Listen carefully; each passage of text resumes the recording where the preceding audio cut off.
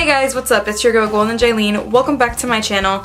Today's video is going to be yet another eyeshadow review. I feel like I do so many eyeshadow reviews on my channel and it's pretty bad because I will do a review and I will rarely go back to that palette, like on my channel at least.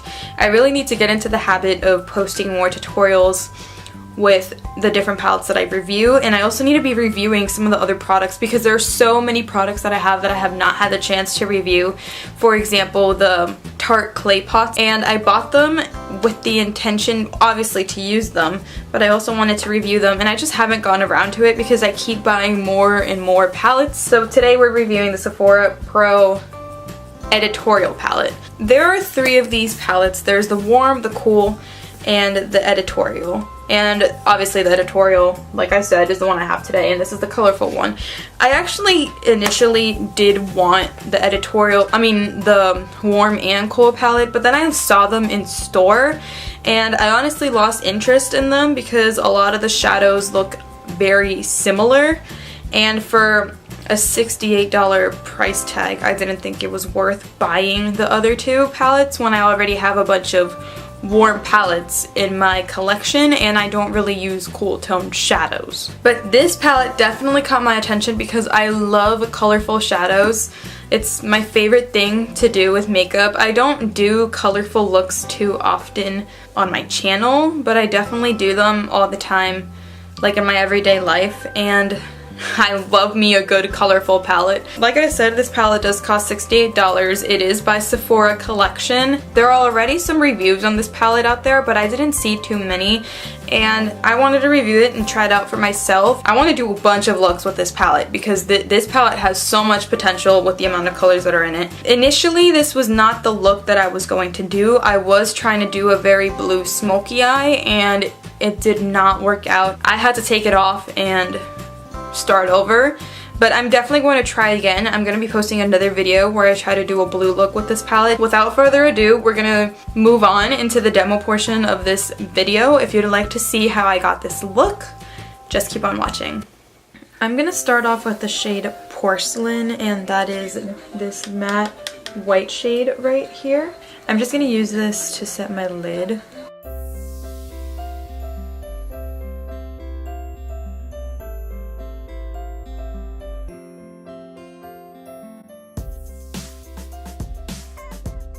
Okay, so I apologize, I just realized the TV was on. I highly doubt you're going to be able to see this, but this eyeshadow is really powdery. I'm going to go in with the shade Amy. That's this color right here, and I'm going to put this in my crease. Now I know I said I want to do something blue, but I'm going to start off with this in my crease. Just because I've never put a blue in my crease, I'm not used to it. So I'm gonna, play it safe with this orangey shade. Alright, so the next shade I'm gonna use is this, looks like a sky blue. It's called Helen P. And I'm going to build this up in my crease and hope that they don't mix and look ugly.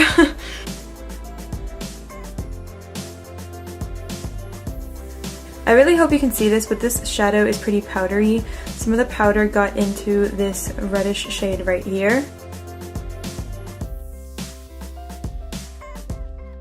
The next shade I'm going to use is called Chris, and that's this beautiful shade right here. Oh my gosh, I'm not liking how this is turning out. I feel like this looks horrible. Next I'm going to take Adina, and I have a feeling this is not going to be that pigmented. So this one is not powdery at all. But yeah, there is absolutely no pigment. I mean, it's definitely on my brush, but it does not show up on the lid. I'm just gonna spray my brush with some Fix Plus.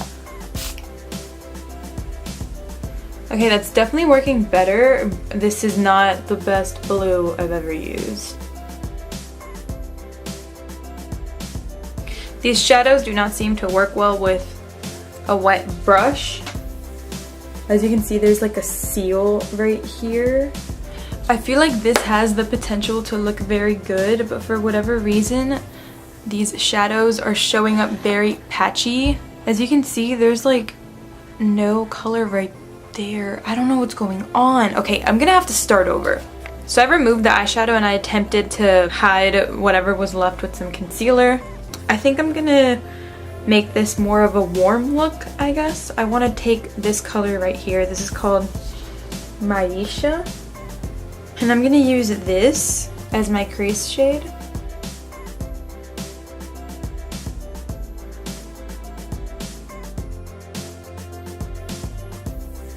This color is really, really pretty. I'm just gonna do this to the other side. So I went ahead and used some of that porcelain shade as my brow bone highlight just because this was looking a little bit crazy. So the next shade I want to use is called Eliza D. And that is this shade right here. And I'm gonna take this pencil brush and I'm gonna place this right in the crease. Maybe that last look I was trying to do failed because I wasn't using one of these brushes. And so far that's blending really nicely too. Okay, I kind of think I want to do a half cut crease. So I'm gonna put on a little bit of concealer.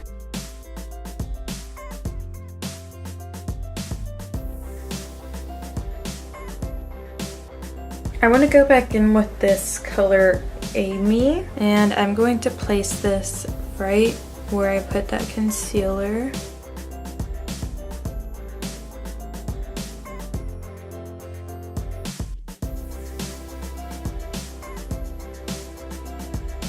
Next, I'm going to go into the shade Electric Violet, and I'm going to put this on my outer corners.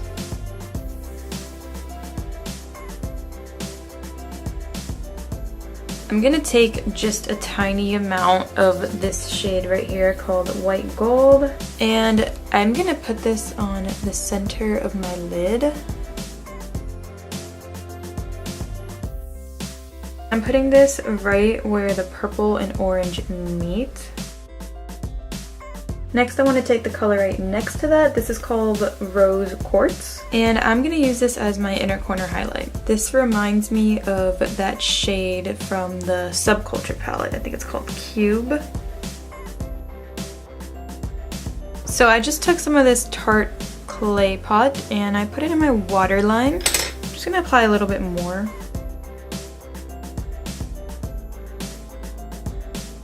I'm going to go back into Eliza D and use this on my lower lash line.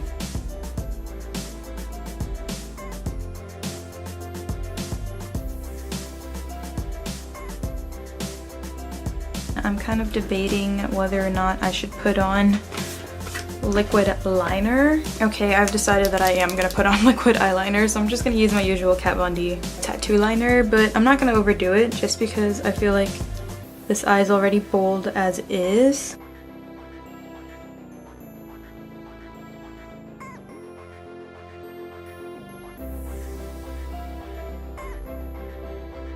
Now I'm going to apply some mascara. I'm going to do this off camera just to save time. Okay guys, so I just finished putting on my mascara and I put on the rest of my makeup. I put on some blush, some highlight. This is the Becca Rose Quartz highlighter, and I'm actually not a big fan of that highlighter, but I feel like it looks gorgeous with this look. I'm not a big fan of pink in general, but I'm actually really living for this look, and I am wearing the Bite Beauty lipstick in, what is this color? Sugarcane. Just a very pink nude. This eyeshadow palette, it's definitely not for everyone because the eyeshadow that I have on my eyes is very bold. While I do love the look, there are some shades in here that I'm pretty disappointed in. For example, this shade is not pigmented, and I was actually really excited for this blue. This is like 4 layers. A better alternative to that eyeshadow is definitely the Masquerade palette by Juvia's Place. This shade right here.